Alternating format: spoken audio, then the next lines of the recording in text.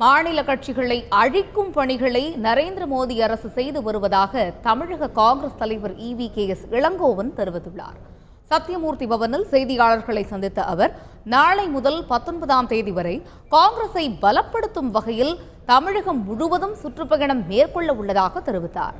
GK Vasan திருச்சியில் நடத்தவுள்ள மாநாடு நடைபெறுமா என்பது சந்தேகமே என்று தெரிவித்த EVKS இளங்கோவன், வரும் நாட்களில் வாசனை பற்றி பேசப்போவதில்லை எனவும் கூறினார். மூத்த தலைவர்களை ஒழித்து கட்டும் நடவடிக்கைகளில் ஈடுபட்டு வந்த மோடி அரசு தற்போது மாநில கட்சிகளை அழிக்கும் பணிகளை செய்து வருவதாக EVKS இளங்கோவன் குற்றம் சாட்டினார். மோடி இப்போது என்ன செய்யறாருன்னா, அவர் கட்சியை பிடிச்சிட்டார். கட்சியில் இருக்க மூத்த தலைவர்கள் அத்தனை பேரையும் அவர் முடித்து விட்டார், அத்வானி உட்பட. அடுத்தது மாநில கட்சிகளை முடிப்பதற்கு அவர் நடவடிக்கை எடுத்து வந்திருக்கின்றார்.